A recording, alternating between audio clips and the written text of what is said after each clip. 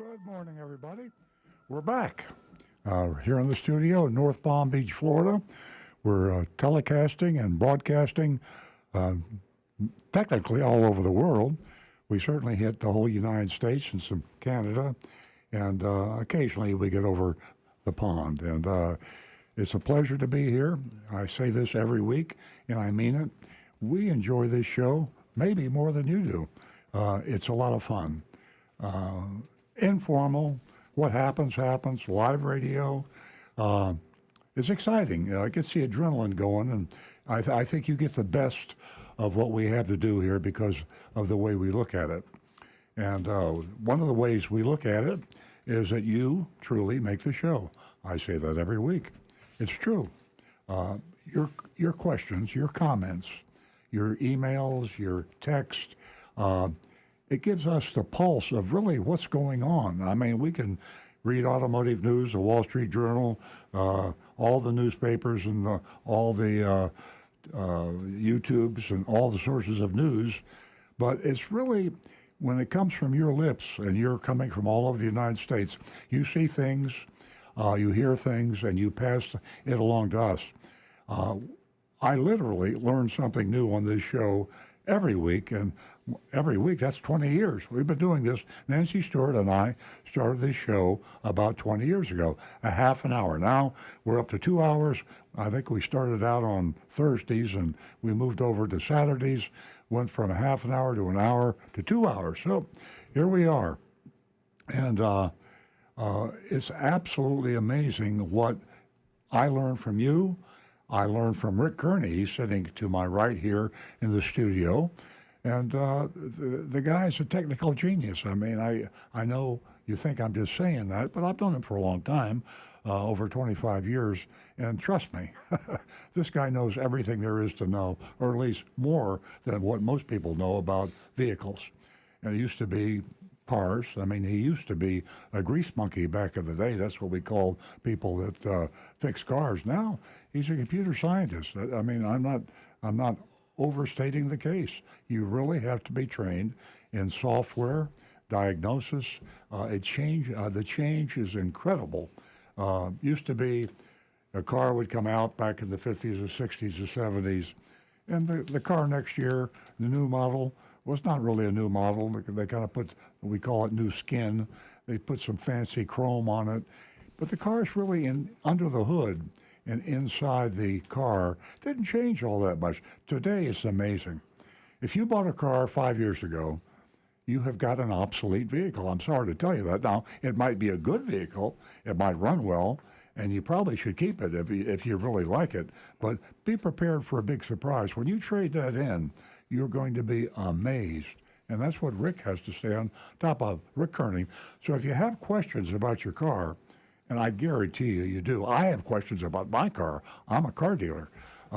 If I get in my car, I could write, I probably should make notes of the things I don't know about my car and sit down with Rick or somebody to help me. I tell you one thing, I'm not going to read the owner's manual because it's like Encyclopedia Britannica for you old folks out there, a massive amount of information, and there's no way a buyer of a new vehicle today can really familiarize himself with everything. So you got a question, strange noise, strange odor, performance not exactly right, call Rick. And the way you do that is you call 877-960-9960. That's 877-960-9960. Nancy Stewart sitting to my left, Rick is to my right. Nancy's got a laptop, and Jeremy in the control room. When the call comes through, flashes Nancy, and we prioritize your calls on the telephone. Text, we get to them, but we maybe don't get to them when you text. It might be 5 minutes, 10 minutes, might be an hour. Sometimes if we really get jammed up, it might be the next week, but we will always get to your text. And the same thing with the anonymous feedback, youranonymousfeedback.com. That's a special channel for folks that have a privacy thing. And there's nothing wrong with that. I mean, let's face it, Big Brother is watching us today. I mean, I just gave up on privacy a long time ago. I said it's too hard for me to maintain my privacy. So what you see is what you get. And but if you have a privacy issue, you go to your Y-O-U-R anonymous ANONYMOUS feedback.com. Your anonymous feedback.com, and it comes through our email, and you are guaranteed anonymity. The company that does that is they have some big blue chip companies out there, like I think Google and Adobe and some big companies use your anonymous feedback because they like to hear from their employees. And who wants to tell their boss he's a nut, or who wants to tell his boss that somebody else in the company isn't doing his job right? Or, I mean, there's all sorts of things companies don't hear because for fear of retaliation. So blue chip companies have adopted your anonymous feedback, and I said, hey, why shouldn't we do it? I mean, maybe there's some things out there that you'd like to tell us that you don't want to know. Maybe you don't want to tell me where you live or who you are. I mean, I'm not going to come and get you. I'm not going to get mad, but you don't know that. So, total anonymity, your anonymousfeedback.com. My son Stu Stewart is with us, and he monitors your anonymous feedback. He also monitors the text. The text number, by the way, is 772, area code 772-497-6530. If you have a time to jot it down, if you can jot it down, please jot it down. 772-497-6530, or the telephone. And I keep glancing over at Nancy because sometimes she'll hit me in the shoulder when the telephone call comes in because I'm yakking. But I stop. Right. Stop. Huh? I want to say that don't forget the Spy Master General. I know you mentioned Stu, but not everyone knows that he is the Spy Master General. That's right. And we can't go without mentioning behind the scenes the guy that keeps us on the straight and narrow. No shenanigans, Jonathan. And he just keeps things rolling real smooth. At least on my phone, I get a lot of texts from him, and he keeps, as I said, us on the straight and narrow. Before I give the phone mic over to Nancy, she's already taken it once, but I'm going to take it back briefly here. Excuse me? I'm going to give it to you. But we have a special announcement that we are changing the format of Earl on Cars starting next week. And next week, a lot of you regular listeners know this, we are advocates for doggies. We love dogs. And we are partners with a amazing group called Big Dog Ranch Rescue. Big Dog Ranch Rescue is the CEO, the person that runs Big Dog Ranch Rescue, the founder of Big Dog Ranch Rescue, an amazing woman named Lori Simmons. And she has, over the many years, built Big Dog Ranch Rescue into the largest no-kill shelter, one of the largest hosts for doggies that need homes. She takes in dogs that have been abandoned, dogs sometimes have given up because of the financial issues. They can't keep them, dogs that are just found wandering lost. And she finds homes for thousands and thousands of dogs. She has several locations. The home is here in Palm Beach County. And starting next week, we are going to have the Dog of the Week on Earl and Cars. And we will bring a live doggy into our live show with the live Nancy and Earl and Rick and Jonathan and Stu. So we don't need Rick to do the barking next week? That's right. We don't need do the bark for the last time. That was the last time? You know, that's so good. That's so good. Maybe I got an idea. Well, maybe we'll have a contest to see if you can tell the difference between Rick and the real dog. There you go. But the dog will be here, and we're thinking like 9:30 in the show with a representative from Big Dog Ranch Rescue, and we will feature this dog, and we will pay the adoption fees for this dog. Every week we'll have a different dog. We'll have the bio, description, and you will be able to consider adopting this dog. Or we also have a foster program, and Nancy will explain that, we how that works. Have a foster but anyway, program. that is all the excitement. I've been talking too much. Okay. You turn the mic back over to Nancy. That's a chicory. You've been into the chicory. Yeah. I can tell. It's written all over your face. Okay, folks, we got so much to get to this morning. We're going to talk about inflation. We're going to talk about car prices, the auto industry, and how it has had an impact on inflation. We'll talk about car insurance. We haven't talked about that since, gosh, Alan was with us, and he knew so much about it, and he advised us on it. Alan, if you're listening, hi. And most importantly, kind of, everything's important, but ladies, please call. Last week we had a phenomenal show, and it was really something to hear from all of the ladies, and we even took and paid each one of them $50 because it was almost like a once in a lifetime, situation that happened. We were really surprised and very thankful. $50 for the first two new lady callers. $50 for the first two new lady callers. Also, we have the mystery shopping report that we're going to get to the last half hour of the show. And most of all, you make the show, and we learn so much from you. You're an important part of it. Give us a call. 877-960-9960. Our lines are lit up and have been. We're going to have another busy morning. Text number 772-497-6530. Now we're going to go to Jupiter and talk to Phil. John and Bob, hang on. Good morning, Phil. Good morning. Welcome. I got something I want to talk to Rick about. I was driving to Orlando on the turnpike the other day, and all of a sudden it felt like every tire in my car went flat. So AAA took me out to the nearest Toyota dealer up in Orlando, and it turned out to be the ignition coils need to be replaced. And I have no idea what ignition coils are, but it cost $1,000. So I just wanted to ask Rick, what is the purpose of an ignition coil, and why would it go bad? Okay. Straightforward. And so, first question: what car are you driving? 2017 Prius. Ah, okay. Little early for that one. Wow, 6 years old only, man. Yeah. Basically, if you remember, on older cars we had a distributor, and the coil would send a big charge of electricity through the distributor that would then go to the spark plug to cause the burn in each cylinder. Now they've changed it over, and each individual spark plug has its own little ignition coil sitting on top of it. And each one of those can be fired individually, so it gives the computer complete control over the spark timing.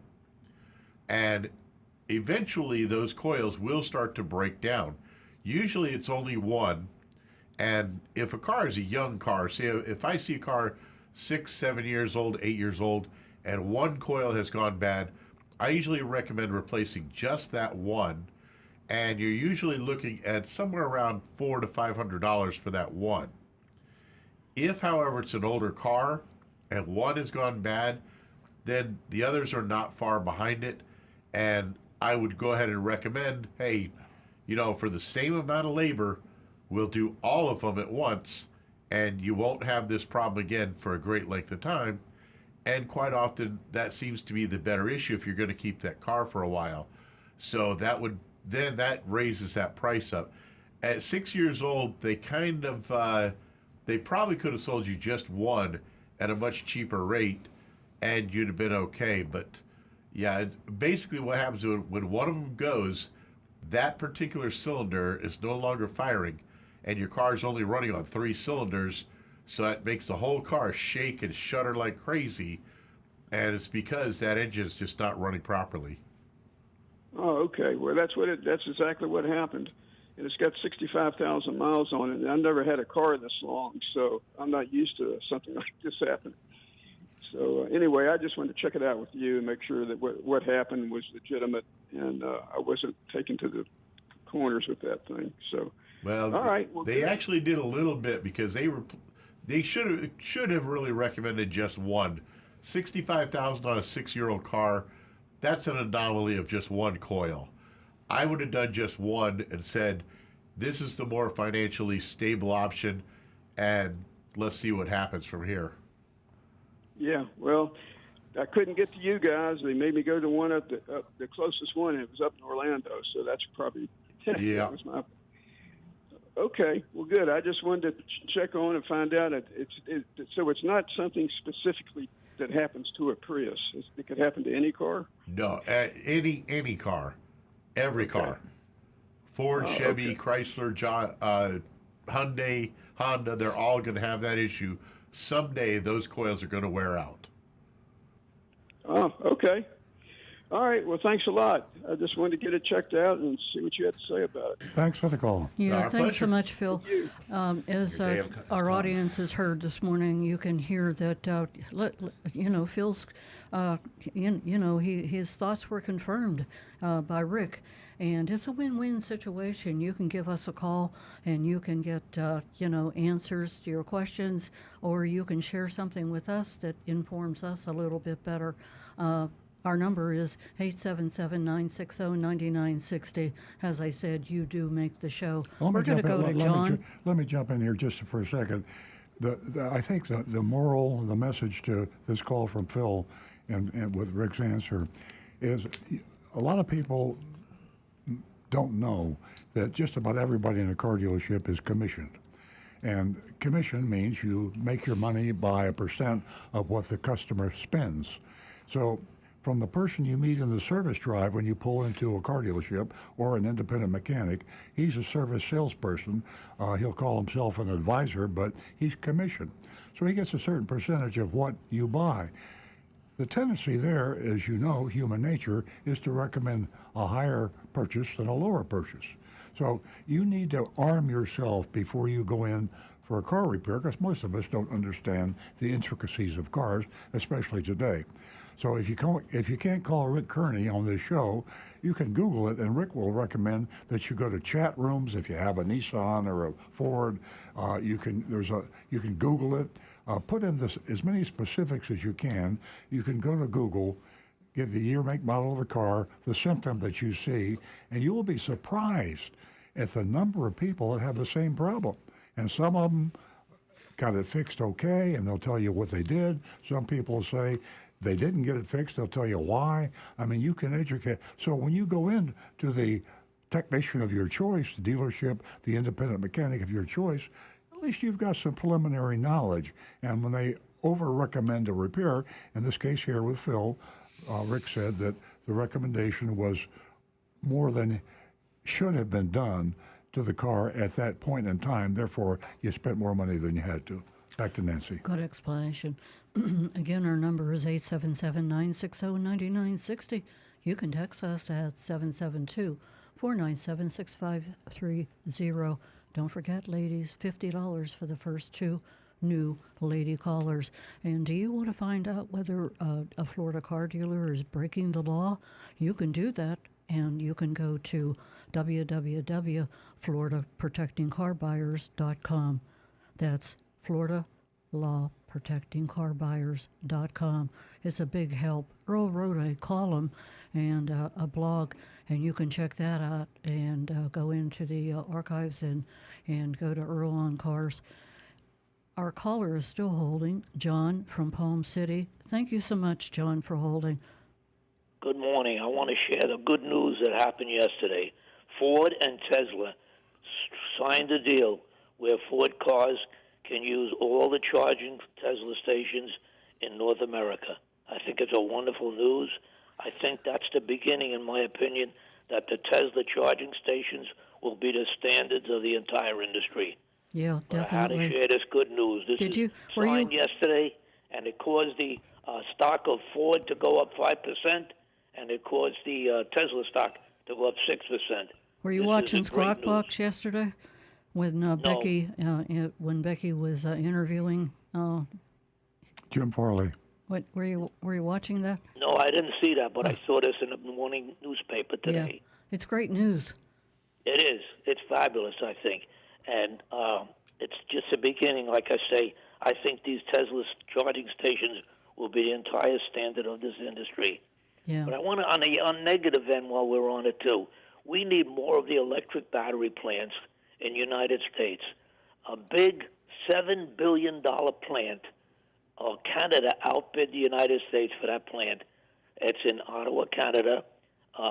Canada is contributing $1 billion toward that plant, and we have one already that was proposed. Well, it's being built, in central Michigan.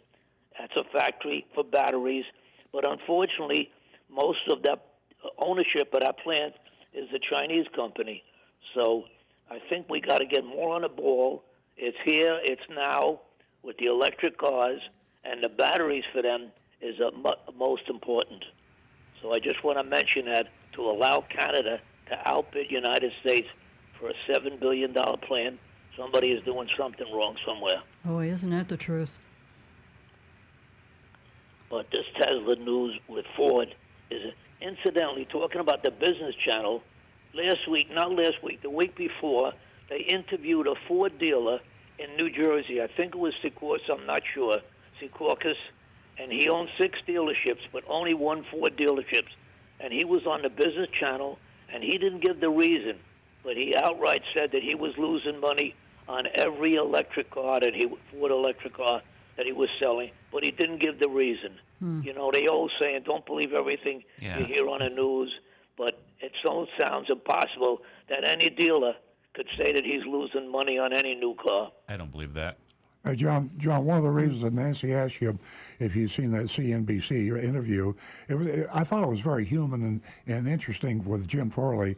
Nancy and Stu and I know Jim Farley. He used to be with Toyota years ago. Now he's CEO of Ford. He's a great guy, extremely smart. And he introduced, in fact, the Toyota Scion, which failed. It wasn't Jim Farley's fault. It was the It was Toyota dealers. It was the glasses were too rosy. Yeah, I think it was before its time. Yeah, exactly. They deal- they had the right idea at the wrong time. Yeah. But Jim Farley in the interview person asked Jim Farley, what made you think? Why did you decide you need to consider taking Tesla? Calling Elon Musk and striking a deal to be able to charge Fords on Tesla chargers. He says, I was on vacation with my wife and my daughter, the young daughter, and my young daughter said, Daddy, why do we have to stop in these alley areas behind buildings with these nasty chargers that sometimes they don't work? And why can't we go? I see these nice chargers in the gas stations. She was referring to the national network of Tesla chargers, and they're strategically located. They're all over the place. They're clean. They're fast. They are. They work. They're maintained properly, and the chargers that the other manufacturers are using are kind of out of the way and where they might be. So you don't know where they are, and if you find one, there's about a 25% chance it doesn't work. So that was kind of a human thing for a man to say about why he made a huge decision like that. Rick? Donovan chimed in here, says, it's not so much the charging station, it's the handle itself, and anyone can use Tesla's NACS handle if they have that design. If one more larger OEM makes the switch, the Tesla connector will become the standard. Mm-hmm. And he says, for the caller, there are 27 EV battery factories under construction in the U.S. right now. Yeah. So it's another thing that Jim Farley said that impressed me on the interview was, why would you go to your competition, the huge competition in EVs, Tesla, the 800-pound gorilla, and admit that you didn't have enough chargers, and then strike a deal where you could use the chargers? And Jim Farley says, yeah, it's a little bit like eating crow, that you have to admit Tesla got off the starting block a lot faster than everybody else and is building a great product. But I have to think about my customers. I can't be too proud to admit that Tesla has a better charger, more strategically located, and easier to use. And so I struck a deal. And in that deal, he's going to allow Tesla, you'll be able to get the charge going directly to your card to Ford. And he's going to maintain Ford identity. Elon Musk made that deal because Jim Farley asked him. So I thought that was kind of interesting, and a great call by John from Palm City. Great question. Just remember one thing, Ford was the leader of the automobile industry with the Model T, just like Tesla's the leader in the electric cars. Yeah. Thank you, John. I really appreciate your call. Okay. Okay, guys. Talk to you later. Thank you, John. We're going to go to Bob, who is giving us a call from Lake Park. Good morning, Bob. Welcome. Hey, Bob, you there? Bob from Lake Park. Hello, Bob. Happy Memorial Day weekend. Thank you. Welcome to the show. Thank you. Is the boot off? The boot is off. The boot's off, and I drove to the studio for the first time. Last week, I did not, and now I am driving a car, and I'm hobbling a little bit, but no more boot. Thank you for asking. Good. I heard you use the term last week. I haven't heard in a long time. Flim flam. Where'd you get that one? That's a Depression era term. Flim flam. Yeah, floor plan is a car guy term. It's financing, and when car dealers stock inventories, especially pre-COVID, a typical car dealer would have 60 to 90 days supply. That means if they sold 100 cars a month, they typically have 200 to 300 cars in inventory. Well, that's a lot of inventory, millions of dollars. Most car dealers don't have the liquidity, the cash available, so they have to borrow it, and that's called a floor plan. Typically, they borrow it from a captive lender, and by that it means owned by the manufacturer. So a Ford dealer would go to Ford Motor Credit, a Chevrolet dealer would go to General Motors Acceptance Corporation or Ally now, and they typically will give them better interest rates than if they go directly to a bank. But the floor plan costs the interest up until, as I say now, this weird situation with COVID and microchip shortages where the inventories are extremely low. Back in the normal times, which may or may not come back, a car dealer would pay hundreds of thousands of dollars in interest a month. And back in the 70s, when the interest rates went up to 20%, I can remember I was a Pontiac dealer back then, and I can remember the pain of having to write those checks out for hundreds of thousands of dollars every month just to have my Pontiacs on the ground. That doesn't happen so much anymore, but that was the case then. Yeah. Hey, Bob, I have a question for you. Did you say? This is Nancy. Did you say floor plan, or did you say flim flam? I said flim flam. Oh. Well, you should have stopped me, but at least it was important. That's okay. Yeah. See, this is where Jonathan fits into the sometimes the show. floor plan can be a flim flam. I know. I learned something anyway about floor Yeah, plan. definitely. Whether you liked it or not, I was going to explain it to you. Right. Got it. I saw a couple of advertisements on TV. I saw one from Dodge, which I hadn't seen this. It was a manufacturer's ad, and they said they were going to sell the Dodge Ram 1500 at 10% below MSRP. Normally, they don't use a percentage, and it's usually not off the sticker. I thought that was different. And then I saw Toyota of Vero Beach. I think they own a Kia dealership also. Uh-huh. They had an advertisement where they say they will pay you base MSRP on your car and sell you their car at MSRP, no add-ons, no fees.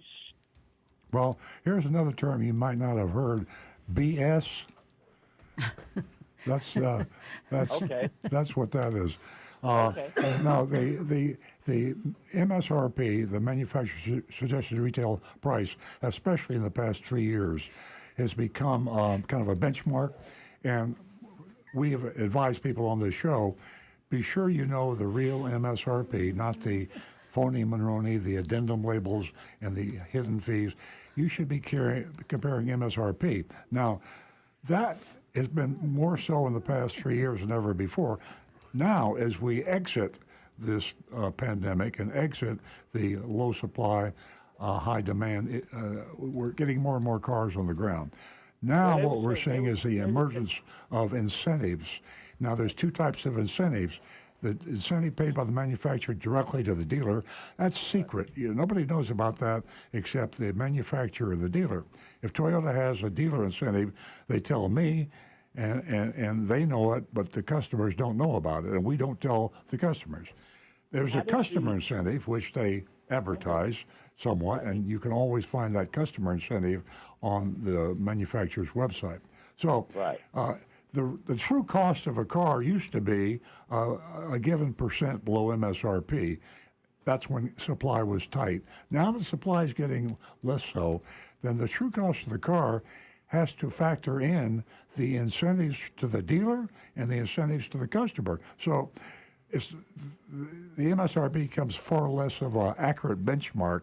And when the customer starts flouting that, as they did in your case, and they said it will give you base MSRP on your car, and base What does that MSRP mean? is less almost everything, accessories and freight and all the other, and we'll sell you the car at real MSRP. That real MSRP they're going to sell it for doesn't count the $2,000 that Ford's going to give them secretly as a dealer cash, dealer rebate, or the $2,000 maybe they're also giving the customers directly, but you don't know about it because you didn't see the advertisement and maybe you didn't check the website. So there's $4,000 floating around that you don't know about and that the dealer can keep in pocket and say, hey, look, I'm selling you this car at base MSRP, or I'm selling the car at $1,000 below base MSRP. So, Well, they said that they were going to offer me or anyone that came in there on their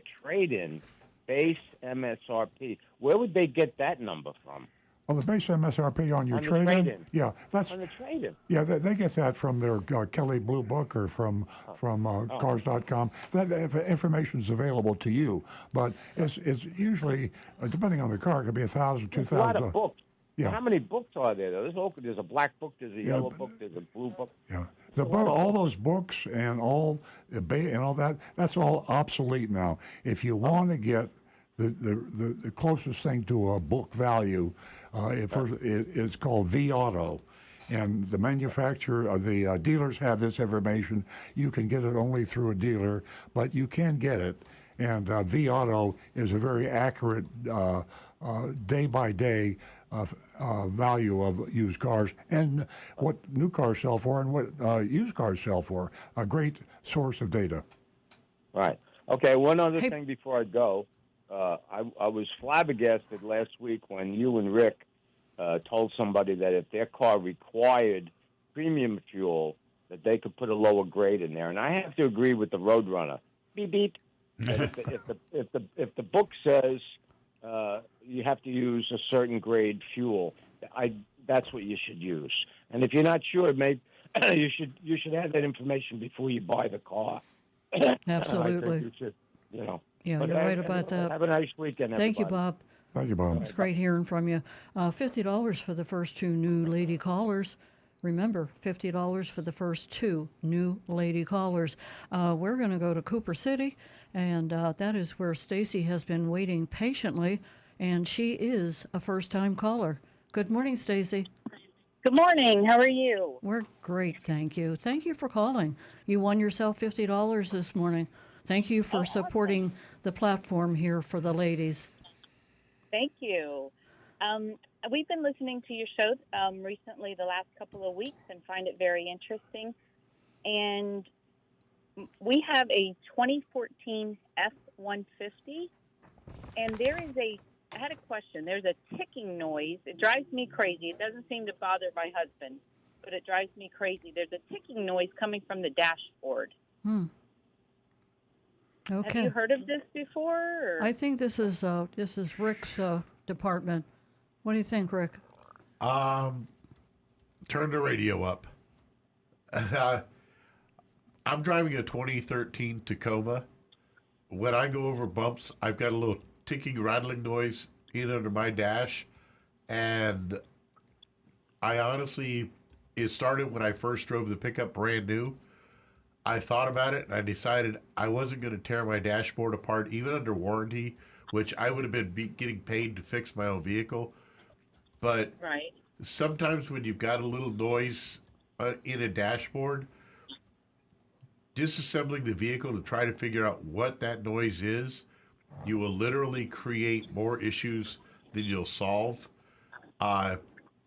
if it's something that really makes you crazy, you'd have to basically just go in there with a stethoscope almost and just try to narrow down to figure out, is it something loose that's just rattling, something rubbing against something else, or is it like a relay that's clicking on and off? Without hearing it, it would be impossible to diagnose. But unless it's something that really makes you crazy, trust me, tearing a dashboard apart, you'll build more noises back into it, trying to get it back together. What Rick is telling you is that if you do decide to get it fixed, you need to put a limit on what you would pay. You need to get an estimate of what the diagnostic charge is going to be, because it's a time-consuming thing. And Rick gets paid by the hour, technicians are paid by the hour, and they have to get paid for all their time. Sometimes it takes them longer to find the problem than to fix the problem. So be sure you get on paper an estimate of the absolute most they will charge you. Otherwise, you're going to end up paying way more than you thought. And Right. and Stacy, this is Nancy Stewart. I just want to let you know that we have enough out there to drive the ladies crazy. So for you to be listening to a noise in your vehicle, you can ask Earl, what would I do? I'd keep on looking until I found out where the noise was coming from and why, whether it meant that I would drive on 2 or 3 different roads. There's a number of things that that you can do, and you can also record that noise if you want to. And if you know somebody, you can go to them and say, "Hey, listen, this is the noise the dash makes whenever I'm on a bumpy road. This is the noise that I hear. It's even louder when I'm on a dirt road." There's just a number of things that you could do, but me, I couldn't drive with that kind of noise in the car because I have, and I fixed it. Take out your hearing Right. aids. If Right. you do decide to go to Well, have, thank you for that have information now that technician everybody fix knows. it, ask to drive with the technician. You drive the vehicle and tell them that's the noise I'm hearing, and make sure that they know exactly what noise you're hearing. So, because otherwise they may hear something totally different noise, yeah. Spend hours finding that, and not even realize that your noise is a different one. Yeah, absolutely. Right. And it's not constant. It does happen when the truck is off, and it does happen while the truck is driving. But like I say, it's not constant. It's Yeah, just, that makes it even more difficult to diagnose. So you're looking at the potential. Don't be surprised if you have to pay a lot of money. Know it in advance. Don't be surprised. Yeah, and then again, you Right. may not have to pay a whole lot of money. It might be something simple, but it's worth looking into. Stacy, thank you so much for calling. Thank you for supporting the platform here for ladies. Your voice must be heard, and you called this morning, and it was important that we heard your voice. So spread the word to your family, to your friends. $50 for the first 2 new lady callers. And if you stay on the line, Jeremy, who's in our control room, would be very happy to get your information, contact information, and he would pass it along to me, and I'll get that check out to you. okay, great. Thank you very much. Thank you. Give us a call back and let us know, with all the choices we gave you and all the choices you have already taken advantage of, that you could let us know what you decided. Okay, we are going. Boy, are we busy this morning? It's only 8:42. We're going to go to Bill in Lake Worth. Good morning, Bill. Hello, Nancy. Good morning. I wanted to chat with Rick. Okay, he's right here and waiting. Rick, Right here. Yep. good morning. Hey, the first caller with the ignition coils. What's the warranty on that Prius? Because I would think the guy said it had barely 60,000 miles. I Yeah. would think with 6 years of less than 70,000, wouldn't that be under warranty? Unfortunately, the coil parts themselves, the coil is an electronic item, and it's 3-year, 36,000. But Okay. again, a lot like I said, that one to me, that's an anomaly. We rarely, and I do a lot of ignition coils. We rarely see them at ages of less than 8 to 10 years, 120, 130,000 miles. Let me jump in here to say this. manufacturers don't always fix things free only under warranty. They will fix things free when they're out of warranty. You have to know about how to go about it. And Right. if you have a car that has an anomaly, and Rick just said this is very unusual in a Prius, first of all, that's a plus on your side. And you go to a service manager at a Toyota dealership, and you explain. If you're a good customer, that's another thing. If you bought 2 or 3 cars from this, or if you bought 2 or 3 Toyotas, that's good. Manufacturers like people that bought cars from them before. They also are very sensitive about cars that have issues that are not common, and it's called goodwill. And there's also a customer loyalty accounting category. But if you're nice and you're persuasive, you can oftentimes get something paid for by the manufacturer through the dealer that is out of warranty, sometimes surprisingly far out of warranty. We had a Toyota the other day, a Toyota Camry, that was years out of paint warranty, and it was taken care of. And it was a good customer, and and our service manager explained that to Toyota, the manufacturer. They say, listen, you know that paint was bad. You had a recall campaign on that. I know the campaign's over, but he's bought 3 cars from us. He might buy another car. Let's take care of him. So sure enough, they said, okay, we painted the car, and everybody's happy. Sure. No, I understand that. Kia did that with my wife's Santa Fe that she used to have. It was actually out of warranty, just barely, and needed about $1,200 on the fuel system. And I just wanted them to lower it a little, couple $100, and they actually comped the whole thing for me. Yeah. Which you talk about it. You talk about building customer goodwill. Yes. You know, but and the previous lady with the ticking in the dash, I was thinking it might be her blower fan for the AC, because I have that. It's an intermittent thing. But then when she said it does it when the engine's off or the car isn't running, I don't know. Maybe there's something living in there. Yeah, no, it's A mouse. Yeah. But the only other thing I have, Earl, you mentioned to the other fellow some term I've never heard, BS. What exactly is that, Earl? I could probably say it and get away with Bull it. but snot.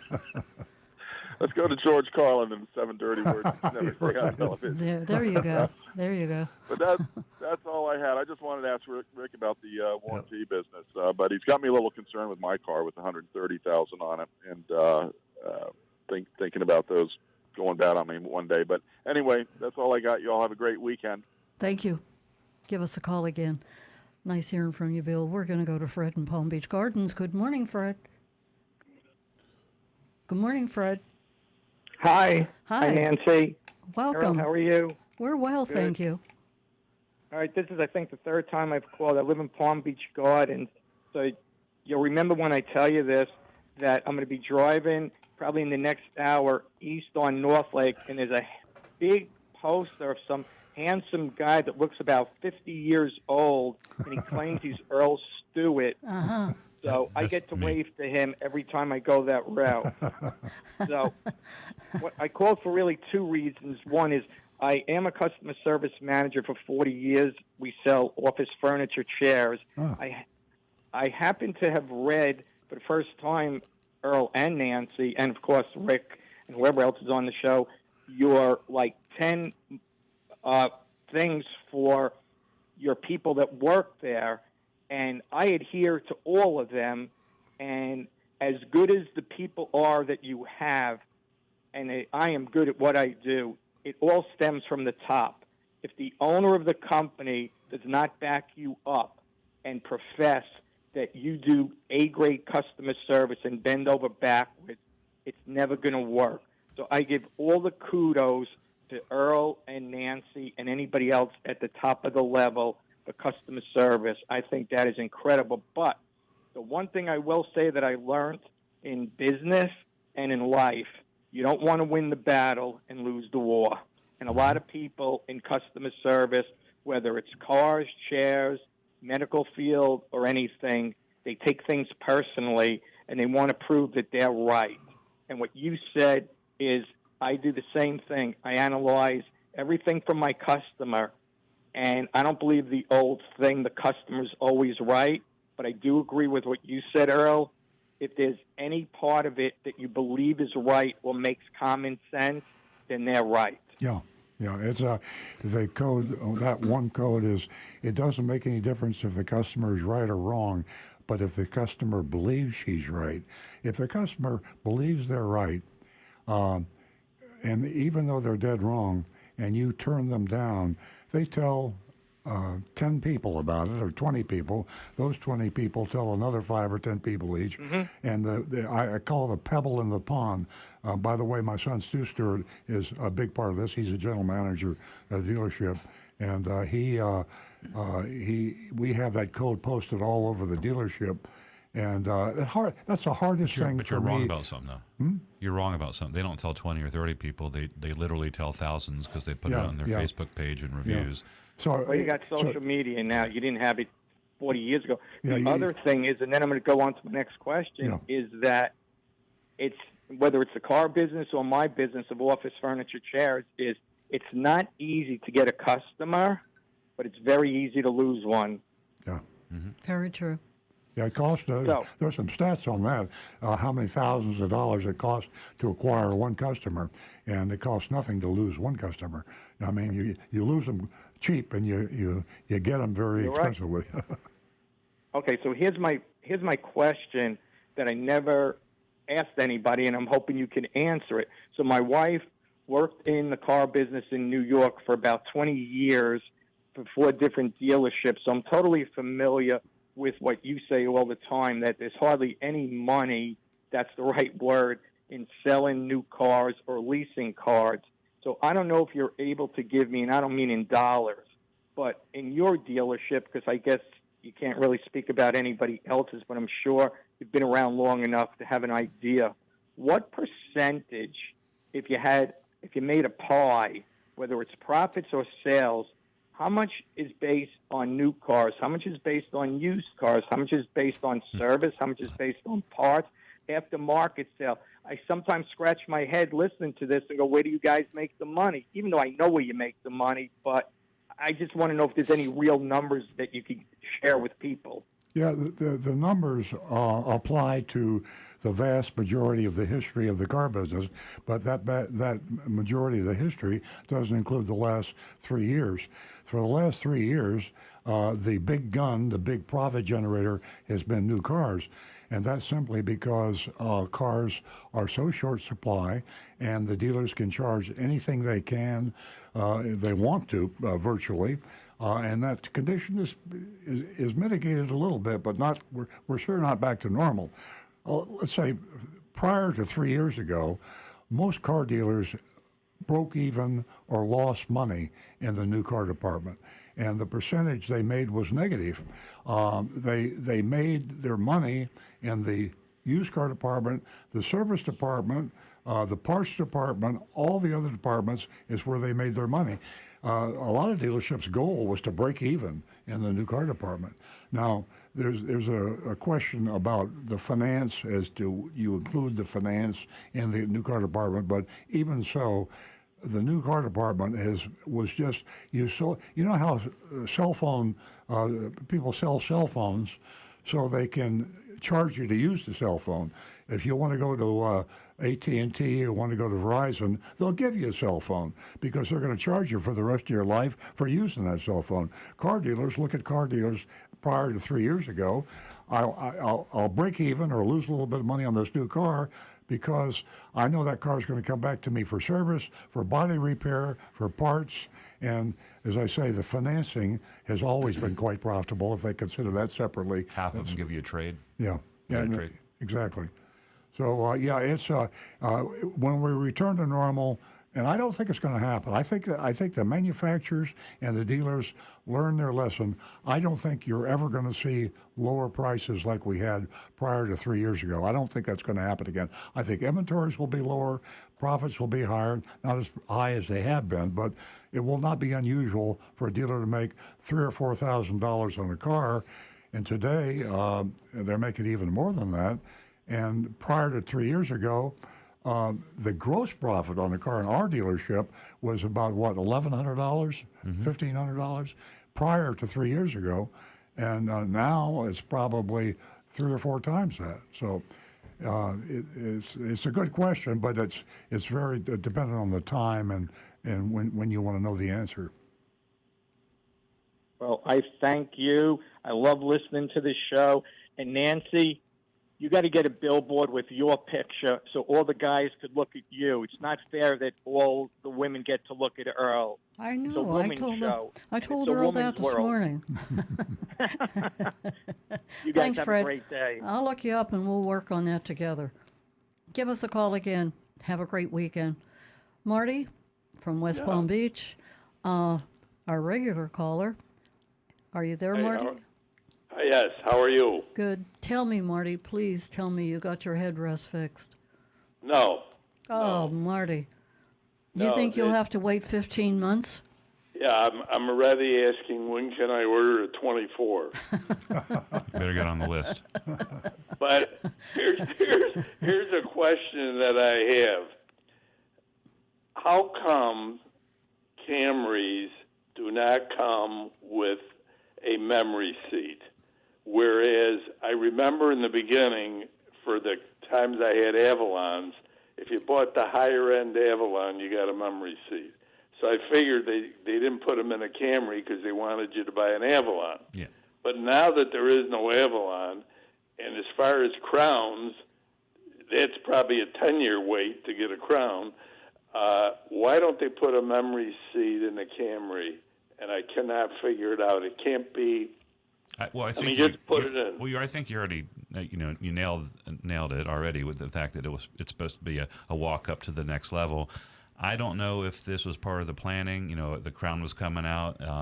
If they planned that before the inventory situation that we're in, I don't know if they plan to have such a low supply of these vehicles. But your guess is as good as mine. I guarantee they get a lot of feedback from customers that would like that. Rick does dealer product reports. We could always put our 2 cents in. Well, everything's yin and yang with the manufacturers. The positive is that when they add something, it costs more money, they can make more money. But the bad thing is, if they add it, maybe they price themselves out of the market. So, Toyota's got to worry about Honda and Ford and all the competition. Right. And the Honda Accord, I don't know if the Honda Accord has a memory seat. I doubt it. I doubt it. So if Toyota added a memory seat to their Camry, the Honda Accord suddenly is priced much lower because it costs money to put that in there. And there you go. So it's complicated. You don't understand it because you love the idea of a memory seat. Some people don't even want a memory seat. If you're the only driver for your car, you don't need a memory seat. It's set. Yeah, I don't want my car thinking about me. Yeah. Yeah. Well, the point I'm making is I happen to know people that have gone to one car, but the husband and wife have different positions on the seat. Yeah. So now every time they get in the car, the other person gets in the car, they got to switch around. Tell me about it. I'm 6'2", and my wife is 5'2". And so Right. I was almost strangled by the steering wheel one time. Yeah, there's a bigger height difference between you guys, I think. Yeah, exactly. You're like 6'4" and 5'3". Now that I'm not, I'm driving, but I'm not driving all the time, thank God. But when Earl first got into the Tesla, it had, it was clearly set up for me. Well, he got in and he was strangled. That's how he broke his Achilles tendon. So now I assume the Tesla has a memory seat. Yes. Oh, yeah. They have a whole driver setting thing. It's really nice. Okay. They have one Now, for the Miss other Nancy thing, and Mr. Earl. The other thing I think you should tell Toyota, which I found that some people didn't like, in a Honda, when you have the blind spot monitor go on and you turn your turning light and you're going into the lane, obviously on a Toyota it blinks in the mirror. Yeah. However, on a Honda, you also get an audible sound. You should get an audible sound in the Toyota. When if you cross the lane? Crossing the lane, yes. Okay. But not in the blind spot monitor. Oh, okay. So somebody comes up in there and it makes a noise too? Yes. Oh. And I didn't know about even though I always look I don't just wait for a noise or that. But I know some people that didn't buy Toyotas because it didn't have the noise. Now, as you get older, I'm just a young 78, but it's easier for an older person to also hear an audible sound. Yeah, that makes sense. So I if will I pass were that along designing, too. Yeah. so I don't know if they could hire me for quality control, but I would make. But the other thing is, like I'm saying, with the Camry, all they got to do is put it in the high-end Camry, the memory seat. They don't Yeah, have that to makes have sense, especially if I don't know how complicated it would be to add it at this stage in the game, but you know it definitely would be a nice feature. I agree because right now, unless you go into an SUV, you don't have that option. You can go to a Highlander. Isn't it for funny, that. Marty? Isn't it funny? Think back over the years. You know, you never needed anything like a memory seat 20 years ago.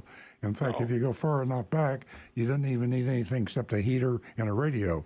And now along came, I can remember selling a lot of cars without air conditioning, and a lot of cars without automatic transmission. It was an accessory. So now think of all the stuff we gotta have.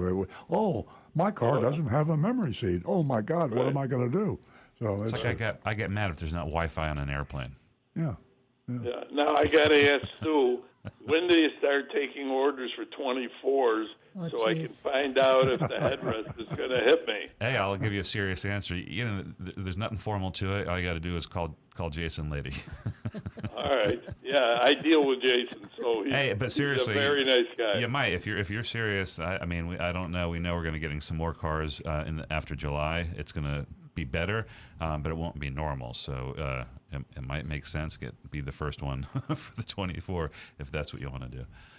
Yeah, well, I'd like to try it out, but I got to see one first. They're supposed to be a little bit different design, so I don't know if it's going to make any difference. Yeah, that's the key word. You want to see it. You know what, Marty?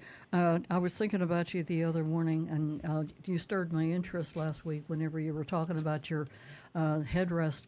So I decided to take mine apart in my Avalon. You know, I'm still trying to put that thing back together. I had Avalons. I've had Camrys in my current Camry, which is a 2020. No problem. So I'm still sticking with Toyota, but I don't know if I have to wait 10 more years. Yeah, the good outweighs the bad. Okay. Yep. Hey, Marty. All right, well, have a happy, good Memorial Day, and Thank you. Good weekend. It's always nice talking to you. You have a wonderful weekend, too. God bless you and your family. 877-960-9960, or you can text us at 772-497-6530. And don't forget, I have $50 for the next first new female caller. $50. Give me a call. 877-960-9960. I think we're going to go to Stu. Yeah, I'd like to read Emery's text because I missed her last week. Emery says, good morning. She's got a two-part question. One, what would you recommend for a teenager's first car if money was no object? And two, what would you recommend for a first car if money is very tight, but the teenager really needs a car? Well, the first thing I did is I went over to Consumer Reports. Should I answer that? No. Nothing. No. Wait, Nothing. We're assuming that the decision has been made to give a very, very deserving teenager with great grades their first car. And the first question is money, no object. So I just went to Consumer Reports, and this is my opinion. I believe that the number one consideration when you're getting your kid's first car should be safety above all. And so I went to Consumer Reports, and they have the safest cars of 2023. And this would be a mid-size SUV, which I would think would be the safest car of the different car types. And the safest mid-size SUVs of 2023, according to Consumer Reports, is the Hyundai Palisade, the Kia Telluride, the Nissan Pathfinder, the Subaru Ascent, the Toyota Highlander, and the Volkswagen ID4. These are all mid-size SUVs, probably priced somewhere in that $40,000 to $50,000 range. And the very safest cars. These are the safest cars that you can get. Great answer. But that's if money is no object. Not everybody's going to drop $50,000 on their kid for their first car. my recommendation in that case is to look for these cars in the used version, but don't go any older than say 2017 or 2018 is when we started seeing most of these great safety features becoming standard equipment. So if you could find a 2018 Kia Telluride or a Toyota Highlander, that would be something a lot more affordable than the brand new ones. Yeah, and what you said is so important. You know you want the safest car. It's a question of what you can afford, and too often we get calls all the time, and some people think without thinking, I want a car for my 16 or 18 or whatever it is year old person in my family, and you think in terms of price only, and you want reliability. But you can't forget about safety. I mean, it's so. I would prioritize. I would put the safety over the reliability if it were my child. So that's the reason I think Stu had a great answer there. I was surprised that the RAV4 wasn't on that list. It's on the that's in the small SUV category. And so on the small SUV category, it did not make it in this year's CR report. There's a Lexus UX, which is kind of its cohort on the Lexus side, but for small SUVs, which are also very safe too, a Honda CR-V, a Honda HR-V, which is I think the hybrid one, the Lexus UX, and the Subaru Solterra, and those are those mid-sized smaller SUVs, which are also very safe as a class of car, but Consumer Reports has identified those models as being the safest. Yeah, and Anne Marie, I was just teasing when I said buy them nothing. Well, Back in my day, back in the 70s, having 3 daughters, it was pretty crazy. Yeah. With each one of them driving. Very She's going expensive. to drive a brand new bus to get a ticket. That's a good idea. Also, Emery sent a High and Lois cartoon, which I hope Jonathan can get up on the screen. It's a cartoon that says, a little picture of a kid talking to his dad, and he says, teenager, he says, "We should get a sports car." And then the dad says, "You'll be lucky if I let you drive a 4-banger rust bucket." And then the other one says, their friends are talking. He says, "What do you think your first car would be?" And the kid says, "Embarrassing." So it's okay to embarrass your kids with a nice, safe car. So we got no problem Exactly. with that. How are we doing? We got phone calls? No, we're good. Okay. This is Paul saw an ad on TV for Toyota Kia of Vero Beach, and they're advertising an MSRP for MSRP event. So I'm assuming that means we're going to give you MSRP for your trade-in, and you're going to pay MSRP for our new car. And so I don't think Jonathan has the pictures up there, but they have these big explosions and MSRP for MSRP, and then a big thing says no hidden fees. But Paul zoomed in on right below that, on the screen below that says plus tax, tags, documentation fee of $899.50. I mean, no hidden fees. These dealers are smart. They know that they've been, for years, for literally years, 3 years on this show, we're saying if you can buy a car at or near MSRP, you got a good deal. Well, guess what? Things changed. Well, people don't listen to this show, and there's a lot of other things people don't inform themselves about. But over 3 years, it's been permeated in the consumers' minds. MSRP. If I can buy a car at MSRP, that's a good deal. Yeah. Ain't gonna. If you want to buy, for example, here, this is a surprise. Jeep, the Stellantis, Chrysler, Jeep, Dodge. Jeeps are in huge supply. They're one of the, I don't know why. I think maybe it's because they don't have as many microchips, which is probably true. But I was surprised to see what the inventories of Jeeps were. And our mystery shopping report this week is at a Jeep dealer. And it's very interesting, and that it goes right to this point about MSRP. And I'll give you a little hint. If you're going to buy a Jeep today, you want to buy it below MSRP. Mm-hmm. And you'll find out when we read the mystery shopping report. It's being done. Yeah. Also got a text from, we got a phone call coming in? We do. Right. We have an important phone call from Boca. And her name is Cal, and she is a first-time caller. Good morning, Cal. Welcome. Good morning. How are you? We're great. Is this Nancy? Yes, this is Nancy. Nancy Stewart. Hi, Nancy. How are you, dear? I'm well, thank you. Thank you for calling. When we're finished, Cal, don't forget you can stay on the line and talk to Jeremy. Give him your contact information, and he will give it to me, and I'll mail you out that check for $50. I want to thank you for helping me build this platform this morning. Oh, What can we thank do you for so you? much. I appreciate it. So I'm interested in buying. I love Beamers, BMWs. So being down in Florida and with the ocean and with the corrosion, I have a question about how would I maintain the car, the body, the engine? Any recommendations with what could happen to the finish? Or Cal, will you be keeping your car in the garage? no, it won't be in a garage. It would be in an open space. I see. I'll just hand this call over to Rick. Hi. Thank you, Nancy. You're welcome. Do you live near the ocean or the intercoastal? I am not that close, no. So that is a savings grace in a way. Bonus points. Yeah.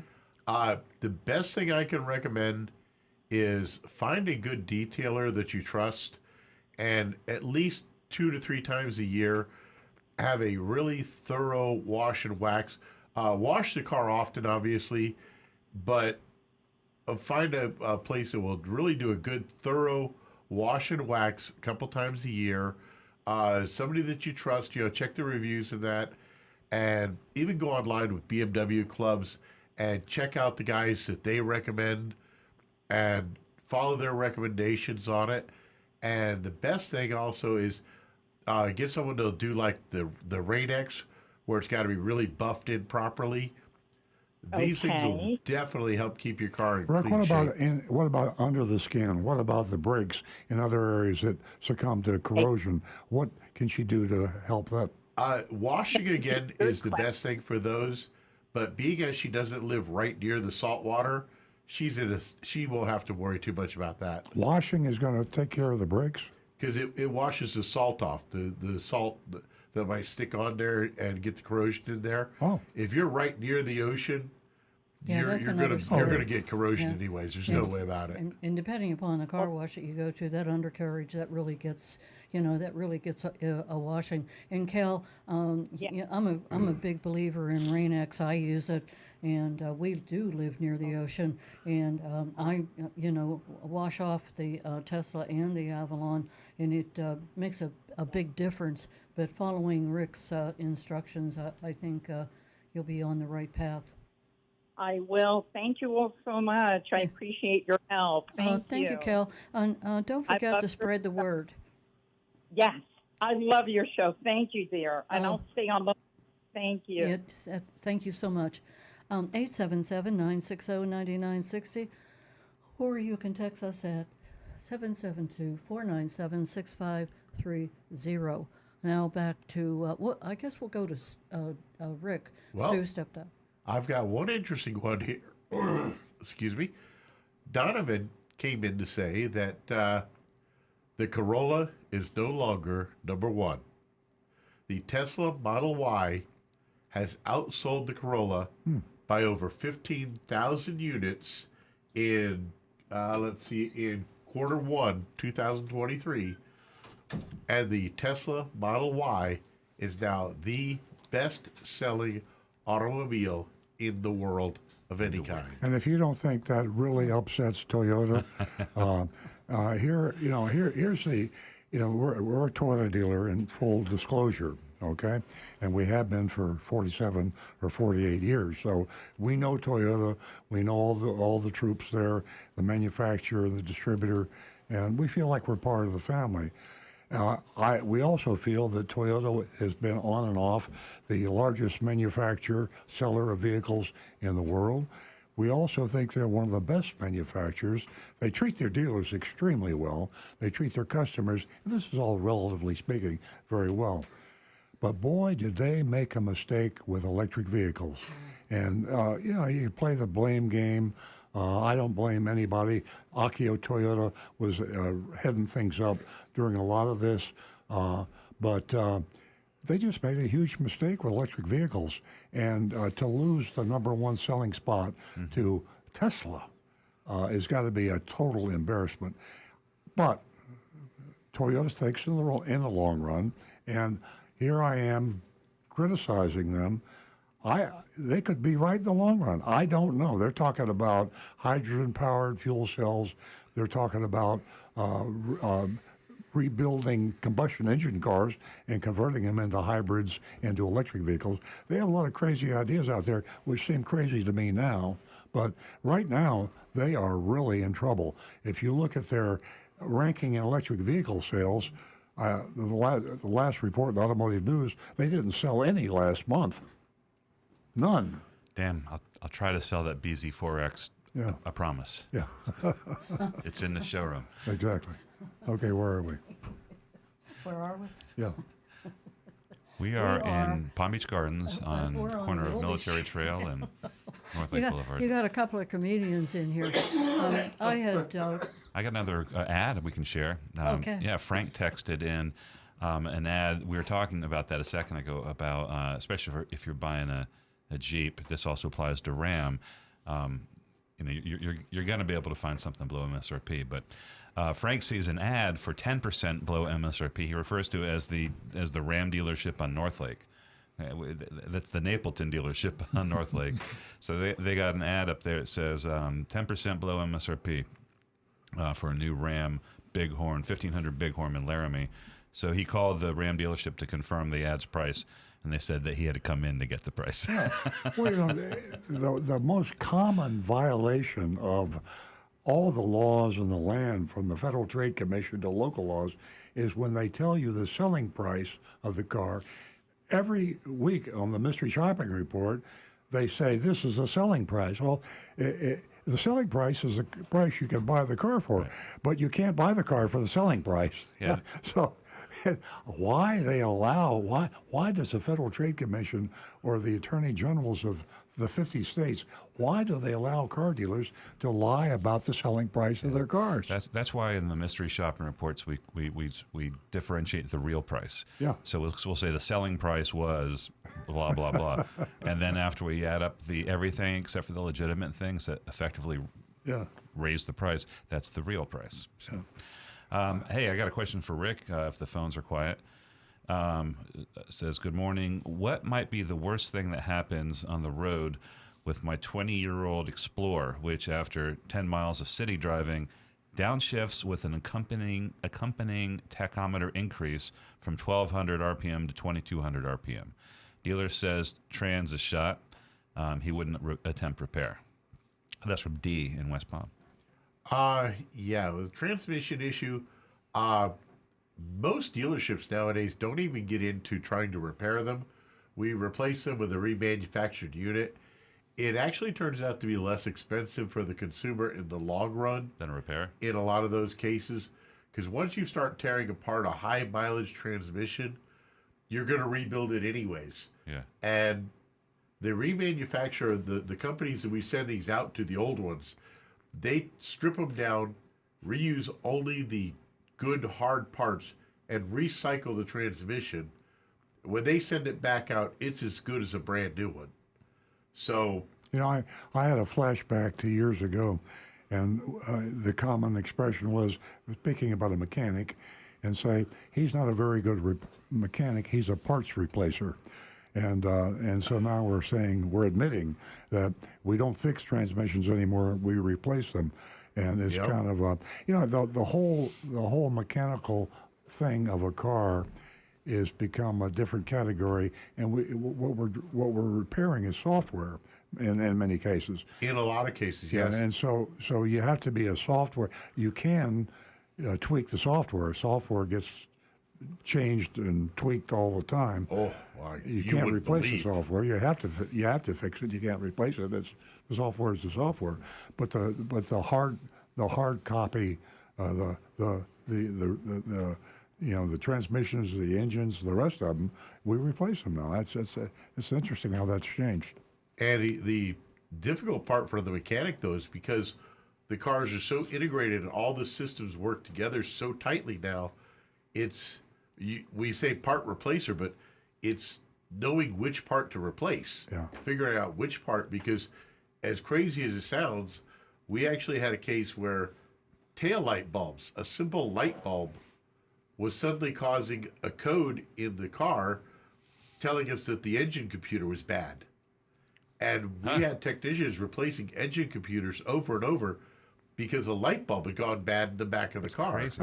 I mean, this is how integrated these systems are. Hey, the computer said to do it. And it's, you're following the exact diagnostic procedure in the book until somebody started thinking outside the box and saying, wait a minute, why are we doing all these computers?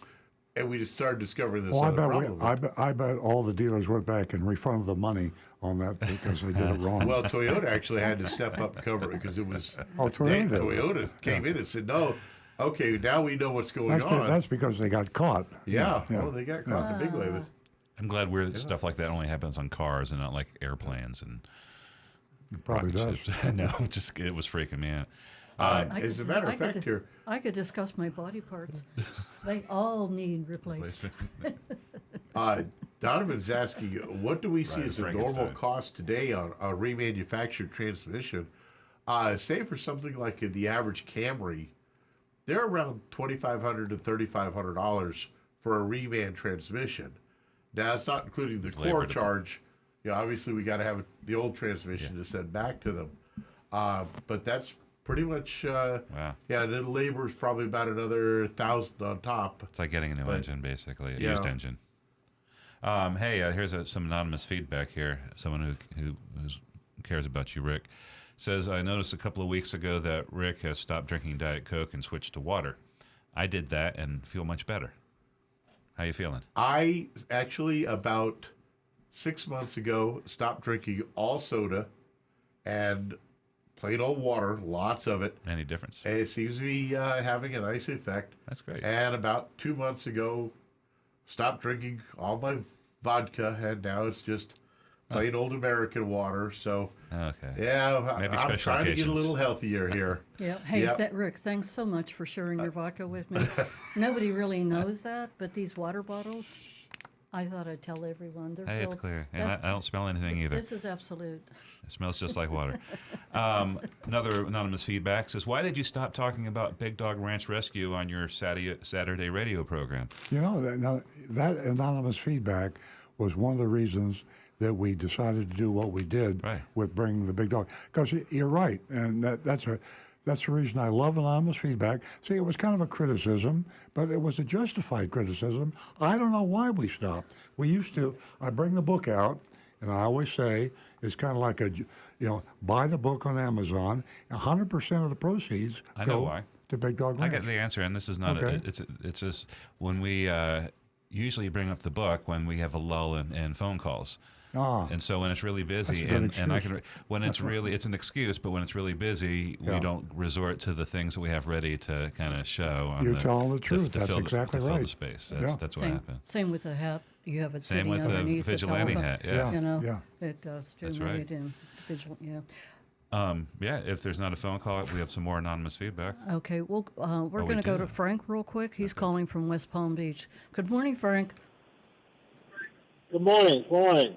I just tuned in when I heard Earl say about electric cars. They didn't sell any this year. And I was wondering which one was that? Oh, the Toyota, the BZ4X, just in the last couple of months arrived at Toyota dealers. Every dealer got one. It was a very limited rollout. Ours is still at the dealership. We had a waiting list of several people, and they all of them backed out. Probably based on Toyota BZ got some bad press, had an embarrassing recall, and some of the reviews are coming and just are kind of meh.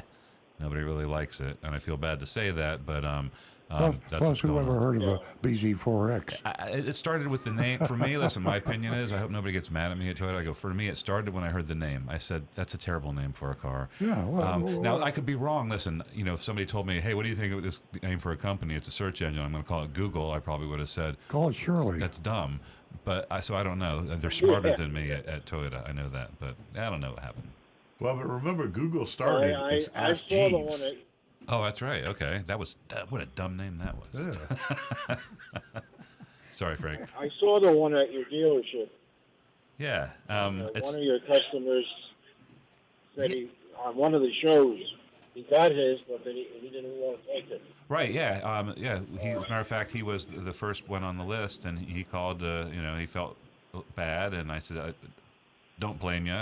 Some other people had dropped out before you did." Well, part of it is the fact that because Toyota doesn't have any electric vehicles to speak of, I mean, one per dealer, that's a joke. So technically we have an electric vehicle, but we really don't. So the dealers that have one probably started out holding out for a huge amount of money because they only had one. And then they said, and then the salesman said, "We only got one. I'm not going to worry about learning about that product. Why should I spend 2 hours getting expert on this electric vehicle when there's only one of them?" And so nothing happens. That's exactly right. It's a spiral, and Death spiral. That they can't get out of. Right. Yeah. I do believe that Toyota is going to come up with some great electric vehicles in a couple of years, and but they're going to be entering the market hurt. They're entering, coming from behind and trying to play catch up. Well, that's good. I'm talking about electric. What do you think about the Lucid? It's a great car. It's a hell of a car. It's faster than faster than a lot of the Teslas. Greater range than a lot of the Teslas. Gorgeous car, but they're losing Much money more hand over expensive fist. car. They haven't got the really liquidity, and the demand is not up there for a $160,000 car. I don't think they're going to make it. Rivian truck's pretty cool. Yeah. We have one of those, Yep. and that's a great look. Well, in my opinion, great looking and really fun to drive. Yeah, we shopped a Lucid dealer, which is the manufacturer, a couple months ago, and it was a beautiful shopping report. I mean, the Ancient Lightning was treated like a queen, and the salesperson had all the answers, and a polite, courteous demonstration, everything you'd want to do. But you can't have the average car of the average Lucid is probably over $100,000. I mean, it's not a big market out there for those cars. Wow. Well, I got to tell you, I have one. Did you like it? I love it. Good. Well, you got a great car. Yeah. It's. I hope Lucid lasts as long as your car. I mean, they're hemorrhaging money. Well, I'm Hemorrhaging thinking money. because of who's backing it, since the people who are backing it are never going to run out of money. That's what I'm thinking. That's hopeful. So, Okay, but Frank. I thanks again. I'm just a little bit older than you. I still have my RAV4, so don't worry. Oh, do you? That's Just in great. case. Yeah, really. Back up. Hey, All right, thanks for the info. Thanks, Frank. Give us a call again. Have a great weekend. Stu or Rick? Donovan just came in. He says, the problem with the BZ4X is the name, the cost, Thank you. and the insanely slow charging. Outside of that, it's a great car. Right. But when you have cars today that charge in under 20 minutes for less money, Right. that makes the BZ4X a hard sell. At the Toyota school that I went to for the BZ4X, they said if you drove that car until the battery was as depleted as it would go, which they actually did this at the school. They ran it right down to the point where the computer said, "Stop now or I'm going to stop you." Right. And they plugged it in on a 110 charger outlet. 2 weeks. days. 48 hours For a full charge. for of solid time to And that's fully on charge. that's on a straight. I bet you'd 110. miss your Straight plane. 110. I bet you'd miss your plane. Yes, yes, you would.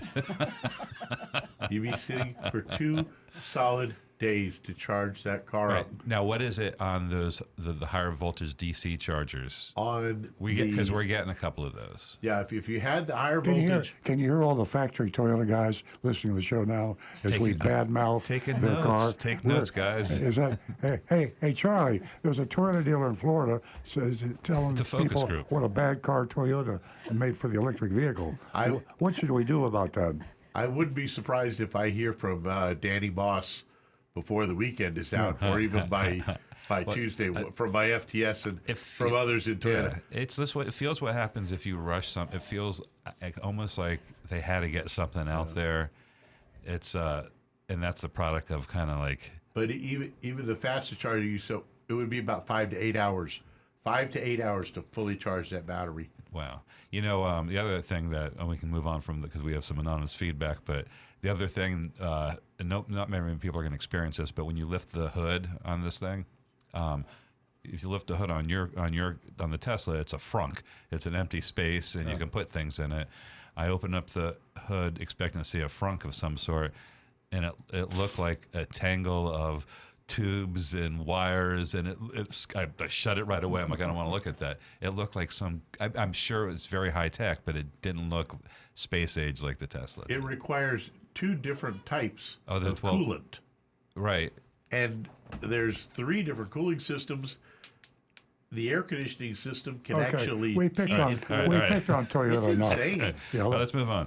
Okay. You better put some deadbolts on your front door, Rick. I know. They're coming. Anonymous feedback. I have a dog from Big Dog Ranch Rescue. I'm safe. That's true. All right, this is for you, Rick. My Lexus ES350 steering wheel's not returning to center when turning, which makes it harder to park. The dealership shifted the cross member to fix caster issue I was having. You're following so far? Okay, good.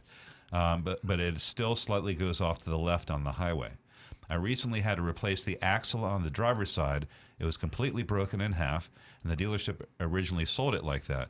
I'm wondering what's causing the issue. At first, I thought it was off tracking, but I think that it's more related to the steering wheel handling. Thanks. What do you think, Rick? Okay, you got multiple issues going on here. A broken axle, completely broken drive axle, major issue there. Mm-hmm. I'd be concerned about possible damage to the differential. First thing I'd be looking at is if you've got to shift the underside carriage of the car to try to compensate your caster, there again, something else is bent. That needs to be put back square to rights, and we need to get an alignment done on this car to find out what is bent and why your caster is so far out that's pushing this car to the left. Okay. But returnability on the steering wheel is going to be an issue between the power steering rack. There's currently a broken axle. Is that basically the axle is broken right now, right? He says it was broken, but apparently replaced. Okay. That I must have missed that. I'm like, oh yeah, if that thing is, if it's like, I'm like, I think that's your major problem. But if they replace that, they just got to get to the point what something in there is bent, right? Yeah, something is bent and damaged, and axles don't break. The shaft on that axle is literally almost an inch of solid hardened steel. Those do not break except in a massive accident. Yeah. Superman so something else is bent up there. Superman can bend steel. He wouldn't break it, he'd bend it. But it'll bend before it breaks. I'm afraid to read this one, but hey, Toyota, if you're listening, this is anonymous feedback, and it's just coming in. We can't help it. I believe that Toyota may be in trouble with brand loyalty. My nephew was looking for a new RAV4. He went to 3 Toyota dealers and could not even see one. He was told it would be at least 4 months to get one. And he ended up with a Mazda CX-5. I've been waiting on a Prius for a year. So today I'm purchasing a Kia Niro instead. My daughter was looking for a Corolla Cross, can't even see one, and now she's looking at a Kia Seltos or a Nissan Kicks. And that's absolutely right. Yeah. Things will balance out. This is going to be a negative effect of the demand that Toyota has, and there's going to be a bump of a competitive intrusion into their sales curve, and they'll feel it. How long it lasts, how permanent it is. But worldwide, they're doing better. See, yeah. I mean, the reason you have to wait a year for some model Toyotas is because it's a great car with a high demand, and some dealers are actually selling them at fair prices. So it seems like a lot of people are buying Kias when they want to buy a Toyota, but the fact of the matter is, most of them are staying and waiting for the Toyotas. Yeah. But there are some. I mean, there is going to be some brand That's defections. Like the old Yogi Berra story that he knows a restaurant that is so busy that nobody eats there anymore. Right. That's the perfect perfect metaphor or analogy. I'm all caught up, I believe, and let me just jump over for regular text. We are caught up. Indeed. Okay, we're caught up on calls. We're caught up on texts. All right, let's go home. You're on.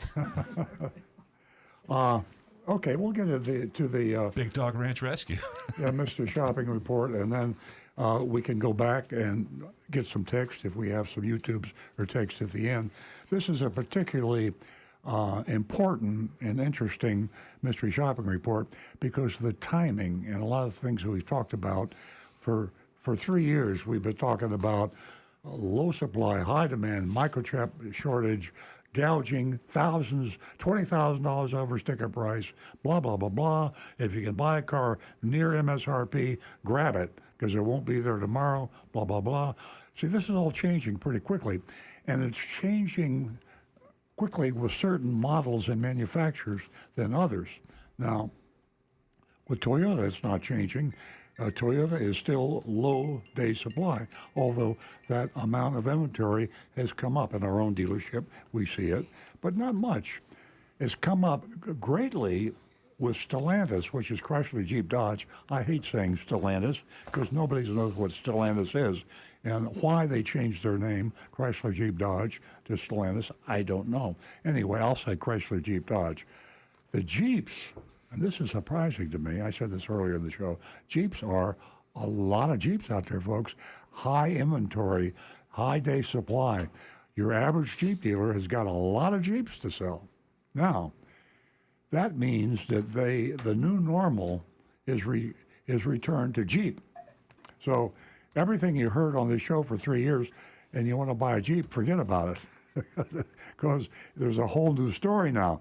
Jeep has started giving dealers, has started giving customer incentives, big customer incentives to the dealers to sell Jeeps.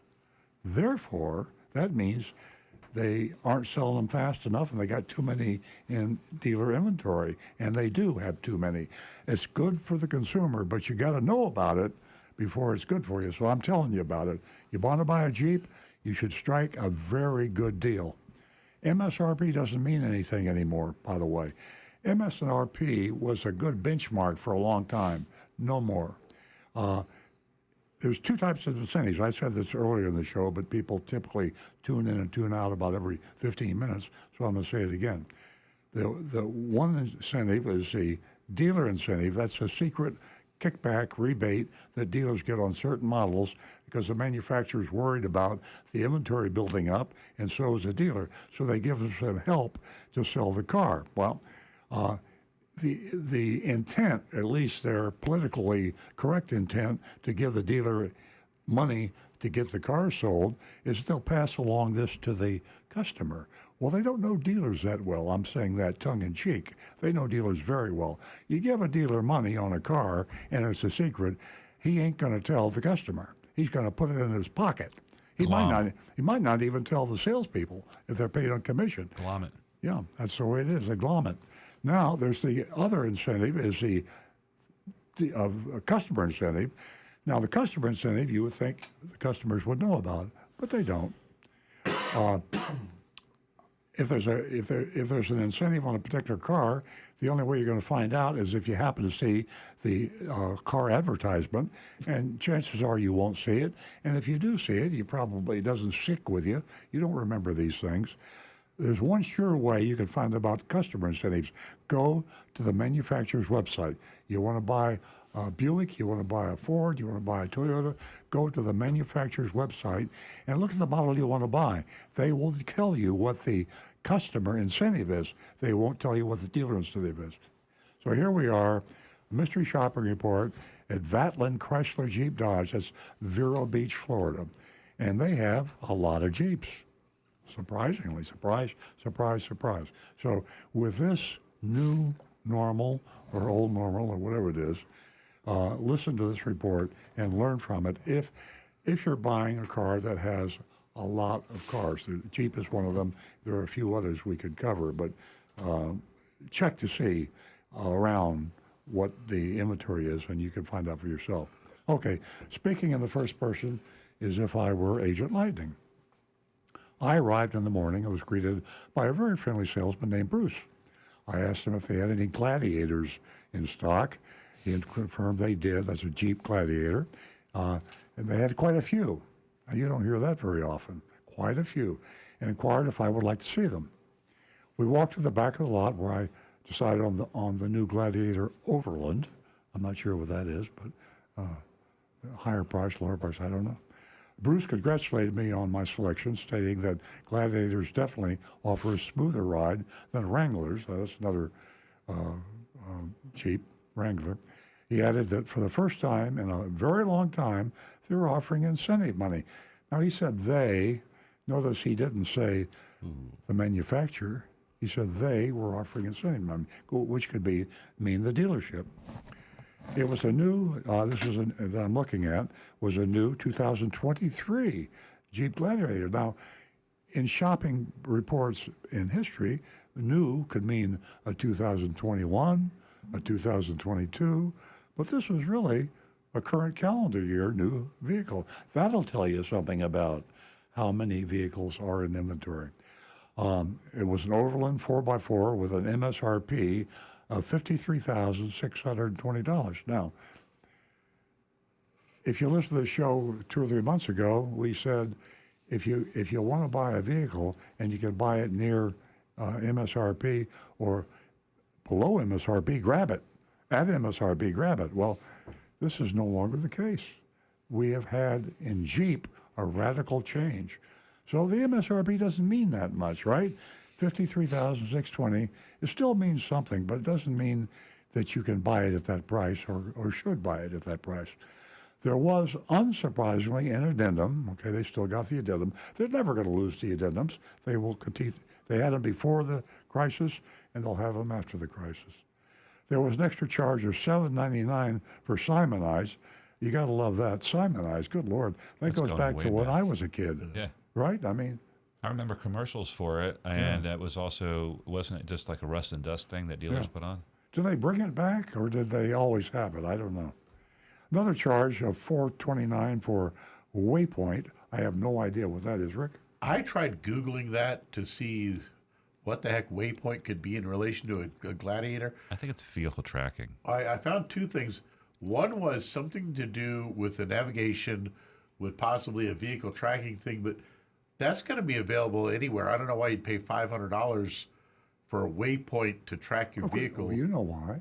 Because the dealer wants more profit. That's why. That's the only reason. And the only other thing I could find was a tarp system that actually mounts to the roll bars of the Jeep and then has a special pole, so it makes a tent out behind it. Yeah. Well, in most cases, nobody knows what these things are. Well, I can tell you one thing. Yeah. If Waypoint is being sold for $429, it probably costs about $50 or $60 for the dealer. Okay, back to the report. We spent a while walking around, discussing the vehicle before embarking on an enjoyable test ride. Bruce proved to be a seasoned salesman and was quite knowledgeable about his product. Upon returning to the dealership, he entered my details into the computer system and excused himself briefly to get the printout of the financial details. Before setting it down, he mentioned that he had found some excellent rebates for me. He just found them, excellent rebates for me. Right there over by the bathroom. They were behind the towels. Machine. The towels. There's a whole box of them. Right. And proceeded to present a sales worksheet containing all the figures. The top line was MSRP $53,620. There was a discount. $4,120 discount below off of MSRP. You got to buy that, right? That's what we were telling people months ago. If you can find something below MSRP, grab it. Well, isn't true anymore, folks. Discount of $4,120, which brought my price to $49,500. Remember that term now, my price. My price doesn't mean anything. Right. My price isn't the price I can buy the car for, as the mystery shopper. My price, I don't know what it means. Nothing. It means that it's a number that they're going to try to get you to think is the real price, but it's not the price. When they added something called a Vatlin Plus in the amount, so we already had the Waypoint, now we got the Vatlin Plus in the amount of $1,690. Now they got a dock fee for $795. So ka-ding, ka-ding, ka-ding. They keep hitting that my price way up. My price is suddenly much higher. Sales tax of about $3,300, which is arguably accurate. and the $3,000 rebate came off. Again, he didn't say, the salesperson didn't say, this is the Jeep rebate, this Stellantis Chrysler Jeep Dodge rebate. He just took off a rebate, kind of making you believe it was the manufacturer, it was the dealer rebate. It's not the dealer rebate. So if the dealer isn't giving you the rebate, his profit isn't changing. He's not giving you a better price from him. The manufacturer has lowered the price, and therefore the cost of the vehicle to the dealer was lowered too.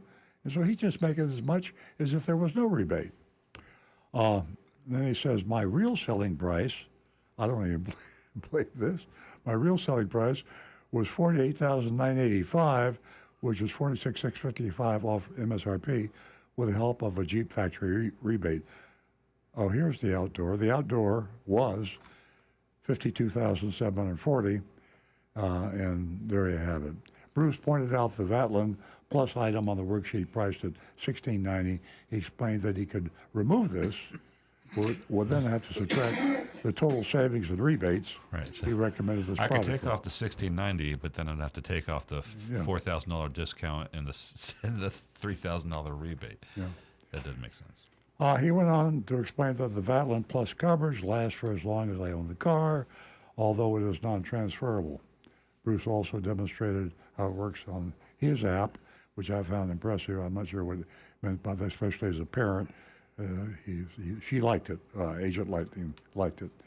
When Bruce inquired about the time frame of my decision, I responded that I'd been considering a Gladiator for quite some time, was waiting for the right moment to discuss this with my partner. Bruce was not pushy in the least. That's a real credit there, and expressed his anticipation of hearing from me soon. So the whole thing was on what I said before about too many Jeeps and more discounts and rebates.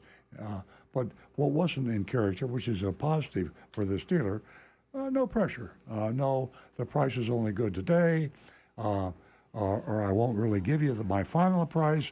Shop around, come back, I'll beat the price. That's old school. So for Vatland Jeep in Vero Beach, the salesperson was intelligent, educated, knowledgeable, polite person. So you got to give Bruce, was that his name? Yeah, Yes. Bruce, credit for what he did. And prices have gone up with Jeeps. That hasn't changed. That's true. Okay. Well, I'm still waiting for some grades to come in, but I think it's going to be an unpopular opinion. I'm going to give them a C minus.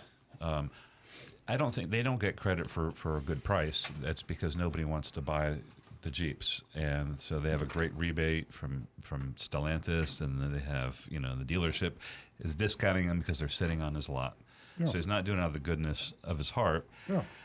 I didn't like. There's one thing that went, and I just made a joke about it a minute ago, and that was about taking off the Vatland Plus add-on on the worksheet, the 1690, and it said he explained he could remove this, but then he would have to subtract the total savings and rebates, and I can't imagine what universe that not buying the dealer installed options is going to disqualify you from getting a factory rebate. So that sounds like a bunch of Only from bull a snot. profit perspective. It's not a logical, Right. real. Right. So so they don't get that grade. It's still passable. I think a little bit below average. C minus from me, and we just got another grade that came in. C for confusion, but we keep them. So a C for the Jeep. I've got Kirk in West By God, Virginia, says Vatland, a whale of a deal, not so much. So I set my waypoint to a non-Vatland Plus dealer. My hocus pocus, no pressure grade is a solid D minus. Very, very brave, but I believe you. Johnny D. Fradley says D. Sorry, the Gladiator is in the top 10 for high inventory. Too much money. Brian Sedlatko, D for do not buy. Tom Steckel, D plus. $16.90 for worthless addendums and dealer fees. Not as bad as Napleton. Tim Gilliland, Vatland Plus, where do I sign? C minus. Give me $5, D minus, for giving me a rebate to turn around to put all the add-ons to make the price close to the MSRP. Yeah. Mark Anderson, a lot of questionable numbers flying around there, C minus. Rocky Blockatiel, C minus. We've seen much worse. Mark Smith, C minus. Stu, it seems they're agreeing with you, and I thought I was going to be the odd man out, but No, I'm glad. Yeah, I C think minus. you're right in there, and I'm going to agree with you. C minus on it. I still would want to know, what is waypoint? What is this, a tent or is it a navigation? What is that thing? And because when I looked up that tent, it was $180, and that was from an accessory website. But anyways, then that whole Vatland Plus thing. I mean, what is this thing? What's included in it? Yeah. But I'll go with the C minus and say, hey, I bet if you beat them up, you could get rid of that waypoint, get rid of the Simonize, get rid of the Vatland Plus, and still get your rebates. And I bet you could get a good price out of that one. Probably. And also you could get rid of the wackadoodles. Yeah, and they've got a lot of those gladiators, so they want to sell them. And here's something. I'm not finished. Here's something that we can learn from the shopping report too, and we've talked about a lot of Jeeps. There's a lot of Jeeps out there, folks. Agent Lightning went in and, at least he, in terms of the mystery shopping report, hadn't shopped and compared, and she went in person. That's not the way you want to buy a Jeep today.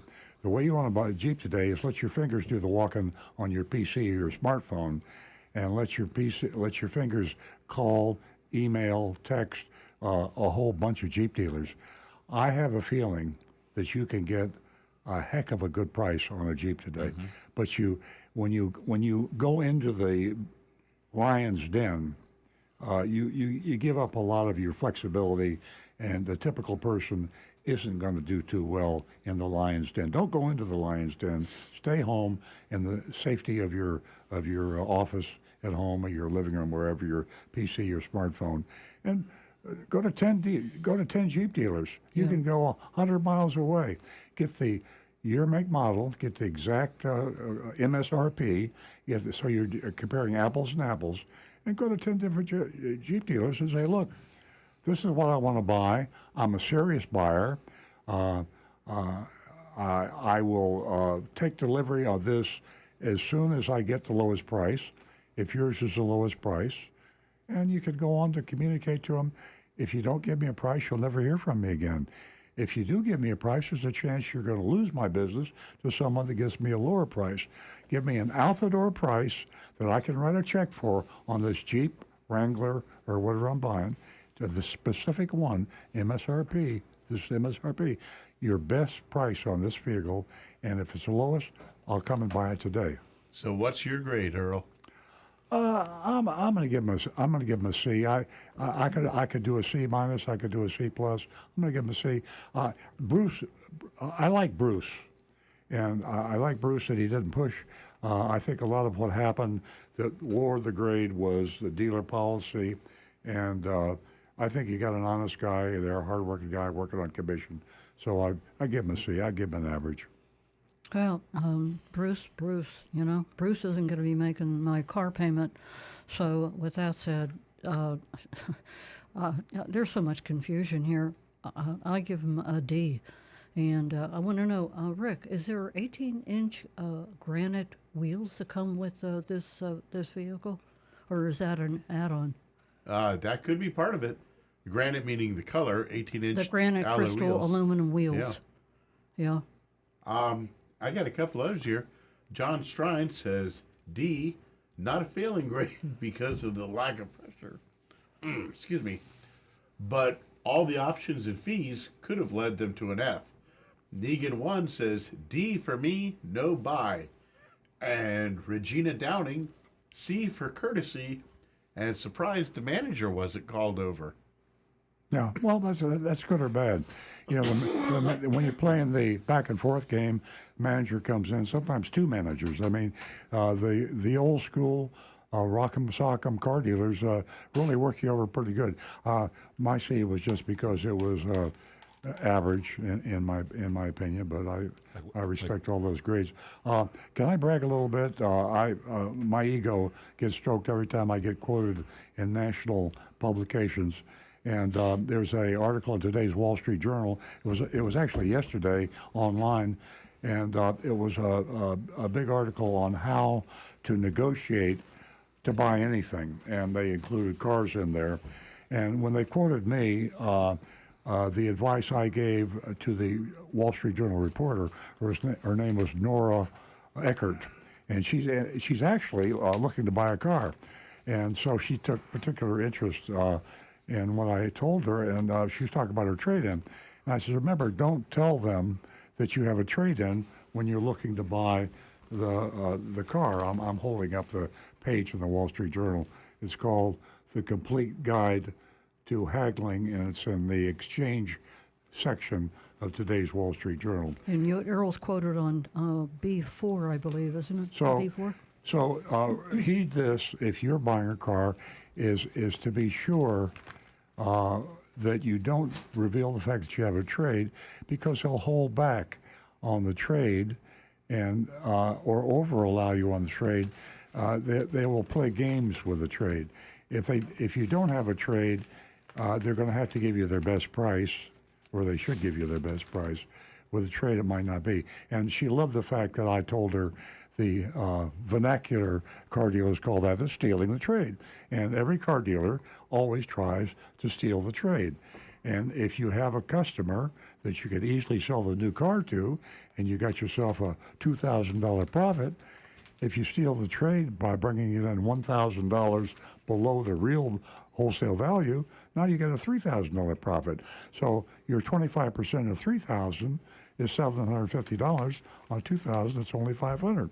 So the salesperson, when he knows you have a trade, is going to be a little bit harder to bargain with to come down on the. Or it might seem like he's coming down, but he's not coming down because he's going to steal your trade.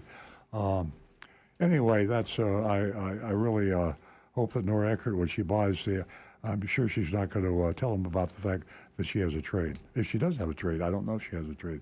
But Wall Street Journal today, interesting article, and also shows negotiation on a lot of different other areas. Said car dealers were in the middle in terms of difficulty to negotiate with. The most difficult was medicine. Very difficult to negotiate with hospitals and doctors, I guess. Okay. Yeah, definitely was That wraps it up. Interesting article. Rick? Jonathan, how much time do we have left? Okay, great. Hey, before Rick goes on, I just wanted to mention to everybody, you think that car prices are keeping inflation high. Auto insurance. Boy, I'll tell you what, we used to discuss auto insurance an awful lot back in the day, but I think this is worthy of mentioning it again, and your rates are on the way up more than you would ever think.